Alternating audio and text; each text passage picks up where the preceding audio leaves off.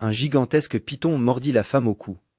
En moins de 6 mois, elle commença à ressentir une grande faiblesse dans ses membres. Elle instandait. Après, sa vue se troubla, et elle s'évanouit. Pourtant, à ce moment-là, le python S enfonça soudainement dans son oreille. Heureusement, elle avait des principes, et ne blessait jamais les corps protégés. À partir de là, Qiu Xiang devint extrêmement étrange. Chaque jour, elle sortait à la recherche un hôte, dès qu'une personne attirait son attention, celle-ci ressentait aussitôt un malaise au ventre. Peu importe à quel point elle se débattait, cela ne servait à rien. Peu de temps après, elle mourait sans le moindre espoir de survie. Mais Shang Zhan et le chien fou, eux, ne pouvaient se passer de sang. Ce jour-là, alors que Qiu Xiang cherchait une nouvelle cible, elle tomba par hasard sur un mage de l'Académie nationale. Se rendant compte que quelque chose n'allait pas, il voulut s'enfuir, mais la porte était déjà verrouillée. Terrifié, Qiu Jiang comprit que cette fois c'était vraiment fini. Les gens la portèrent sur une table, et l'attachèrent sans dire un mot, afin d'éliminer l'esprit maléfique qui se trouvait dans son corps.